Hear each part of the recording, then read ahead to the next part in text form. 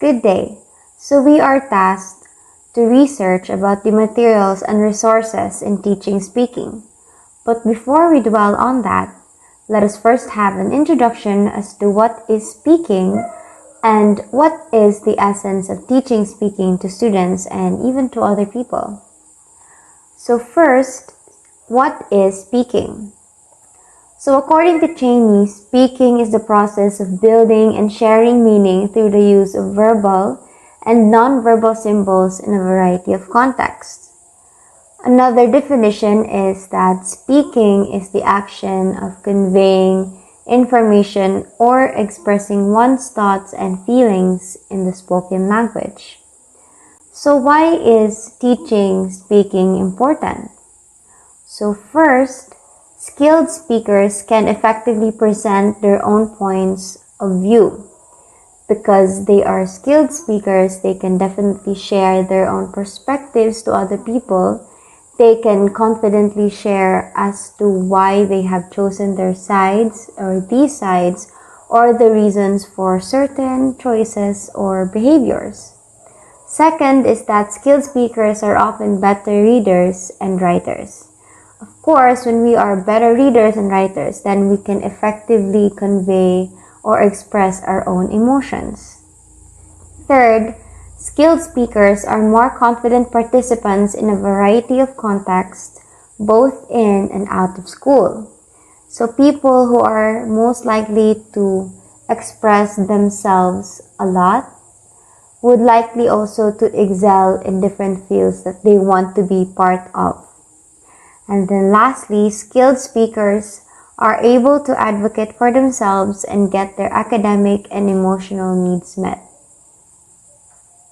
In teaching speaking, it is important that students will be exposed to different activities that will enable them to practice, express, and develop their speaking ability. That is why there is what we call materials and resources in teaching speaking. These materials and resources are essential, especially that it allows students to have practical experiences. We provided different materials and resources to be used in teaching speaking. First, we have the sample speaking activities. In order to expose students to speaking activities, the use of scripts will be utilized, especially for example, if I am going to be the teacher and I decided to have a theatrical play or performance activity, the use or the need of scripts is necessary. The scripts will be my learning materials, and this is what I am going to provide to my students for them to read and practice. Next is through the use of storybooks and PowerPoint presentations. By using these learning materials, it would be easy to present different concepts and make students involved in oral reading, debate, storytelling activities, and the like. This activity will then help them to develop their confidence in speaking clearly, lucidly, and thoughtfully. Interview is a two-way conversation. It is one of the significant activities that our students should be exposed to. Thus, as teachers, we must teach students the skills in making the interview a success. The first step to do that is to develop their speaking skills. It is not enough that they just hand over the questionnaires to the interviewee. It is of relevance that they would be able to introduce themselves as interviewers and be able to explain the reason of their interview. While teaching them on how to develop their speaking skills, we can use questionnaires as a material to let them practice. You can pair them and give them questionnaires which they are about to ask to their partner.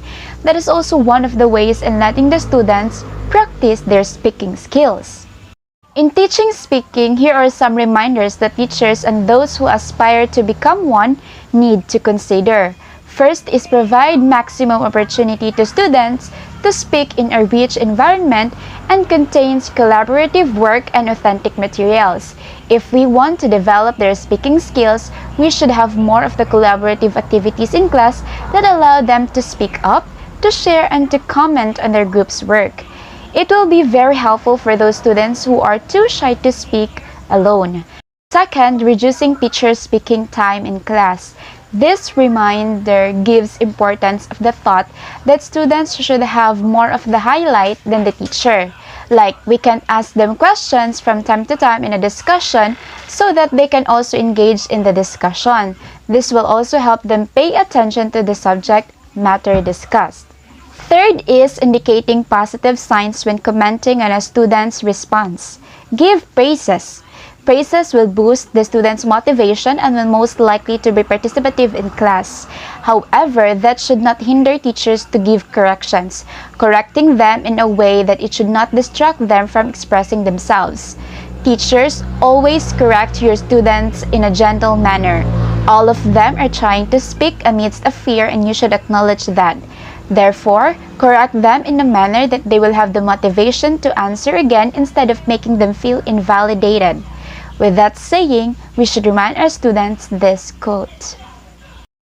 The single most important skill you must have to lead is the ability to tell your own story. So speak up.